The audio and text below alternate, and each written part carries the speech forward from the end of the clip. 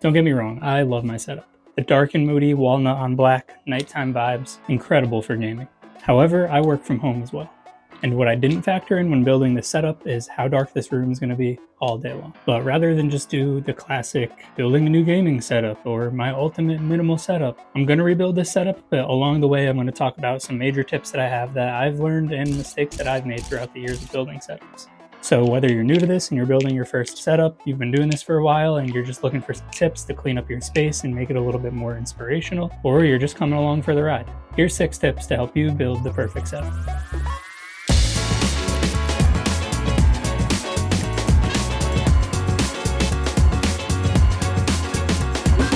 So first things first is your inspiration, whether it's Reddit, YouTube, Instagram, Pinterest. Odds are your room, the dimensions of it, where the windows are placed, how much lighting you get throughout the day is not going to be the same as the ones you're looking at online. I have one window in here that doesn't get direct sunlight, no ceiling lights, and it's a very small room. So the all black walls can get a little bit depressing sometimes. So after changing the wall color in here multiple times now, I'm just going back to regular old white.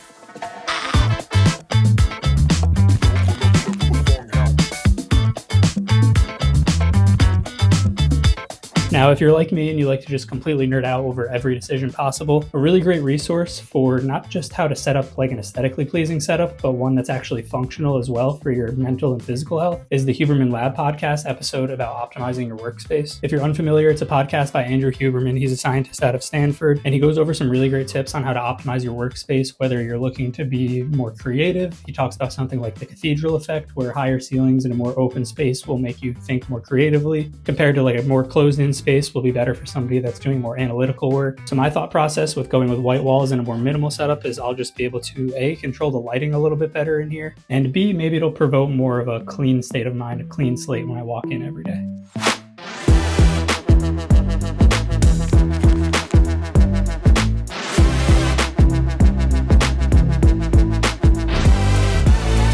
So while that dries, let's talk cable management. I've got a couple tips in particular that have been a game changer for me that I've kind of learned over the years, a couple little hacks. First of which being these J channels that I picked up off Amazon. They're super cheap. They have sticky on one side. They're shaped like a J, and I pretty much mount them everywhere now. I have 3 across the back of my desk and then 1 up the leg on the side. Second thing has been super helpful for me to not have wires running across the floor, especially because A, I have a sit-stand desk, B, I have outlets in weird spots around this room, but it's mounting a power strip or a surge protector underneath the desk itself. So now all the things that I keep on my desk, including the power cord for the desk itself, I just have plug in underneath the desk, and I only have 1 wire running from the desk to the wall outlet.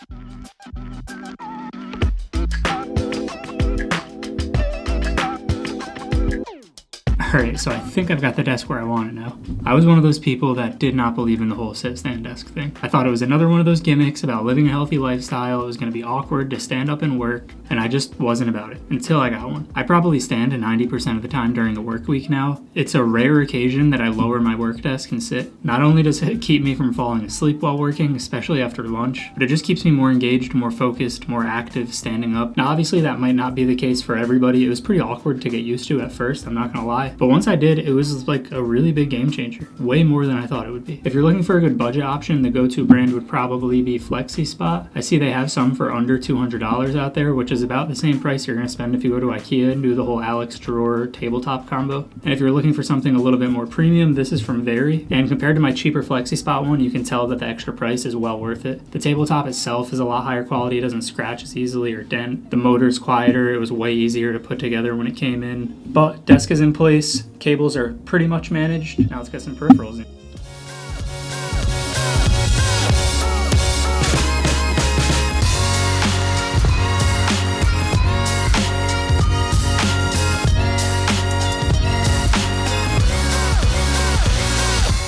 Wireless, wireless, wireless. Go wireless wherever you can. Now, I might seem like kind of a hypocrite here because I'm using a wired keyboard. Only reason being, I already have it. My next keyboard purchase, 100% is going to be wireless. Bluetooth, I still wouldn't recommend, but nowadays you can find some pretty solid wireless keyboards with a dongle. And unless you're a really high-level gamer, you're probably not going to notice any latency. Obviously, that's keyboard specific. I would check into it before you buy a really cheap one, but yeah, that's one less wire on your desk. Mice, definitely wireless. And the only place where I really would recommend wired over wireless is audio. Bluetooth is going to introduce quite a bit of latency and it's going to be very compressed, so you're going to lose a lot of quality of audio as well. The solution for something like that is the Pulse Elite headset, for example. It has a dongle that comes with it that's low latency, lossless audio. So I'll use these for gaming every once in a while. The problem with these throughout the day is they look horrendous and they're not super comfortable. So personally, I'm still looking for a solution to use throughout the day while working. If anybody has any recommendations for a low latency and as close to lossless as you can get pair of headphones or earbuds, I'd love to check them out. Other than that, my biggest tip, I talked about it in 2 videos ago maybe, it's the KISS method. Keep it simple, stupid. The more shit you add onto your desk, the more headache it gives you. Stream decks, roadcasters, things like that are great for people that use them. If you don't need them, then don't buy them. At the end of the day, it just feels better. I have a cleaner state of mind when I just don't have that extra junk to have to troubleshoot whenever I want to do a task or get into gaming or whatever it may be that I'm doing that day. So it's starting to come together. It still feels pretty bland in here. You can see I put this plant behind me here, but I printed out some posters at Staples, so I'm going to go grab those and then we'll talk about accessories.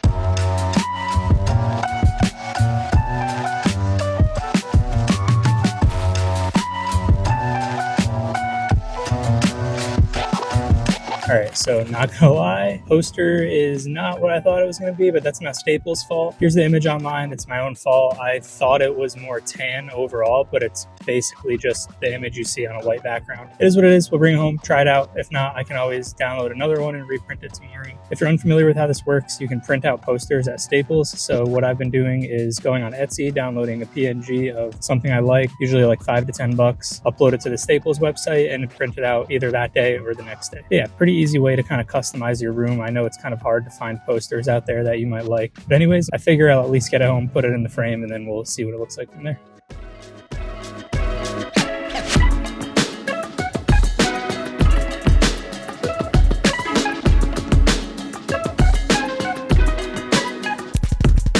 Not exactly what I was imagining, but it works for now. But aside from adding a little bit of customization and your own personality into it, my biggest tip when it comes to accessories is start with nothing. There's been so many times in the past that I'm building a setup or I'm planning to refresh my setup and I buy all these new accessories with this grand plan that I have in mind, and then they don't really turn out the way I expected them to, and I'm stuck feeling like I need to use them because I already bought them. The next tip, I guess you can call it 5.5. It's kind of accessories, but mount stuff under your desk. I feel like I don't see this recommended that often, and I don't really know why. I mean, there's very little free real estate underneath here because anything and everything I just mount underneath the desk. But that's exactly what it is. It's free real estate. It's an area that you're otherwise not going to be able to use for anything else, and as long as your desk can handle it and it's not going to get in the way of your legs, why not?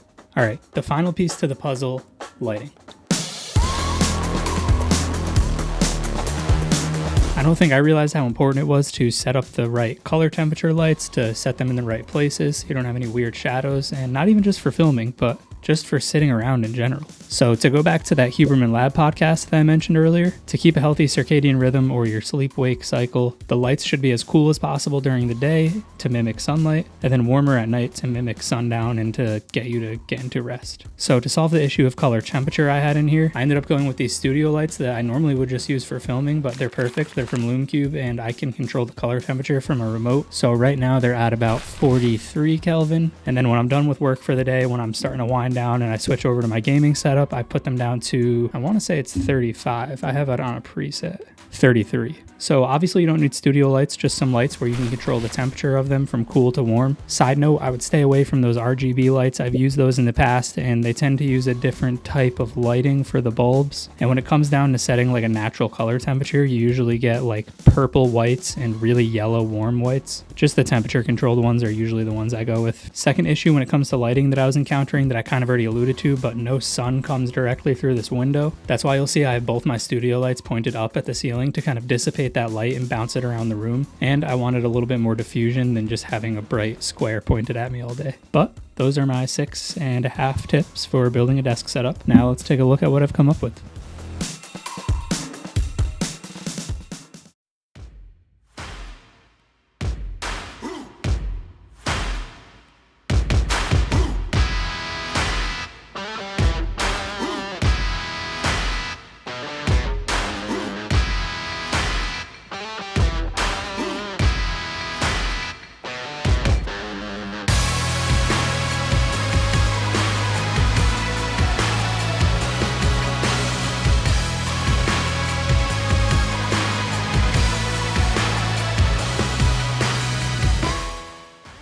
and that is my new setup. It still feels a little bit empty in here, I'm not gonna lie, but I'm trying to follow my own tips here, and like I said, start with nothing. You can always add, but it's kind of a pain in the ass to take away, so I'm gonna leave it how it is for now. Let it sit for a minute. If you have any recommendations, let me know. I'm thinking maybe a shelf above the monitor or something along those lines. Gonna miss the black walls, but I think I'll be a lot more productive in here. If you made it this far, I hope you found at least one thing helpful. Otherwise, thanks again for stopping by, and I'll see you in the next one. Peace.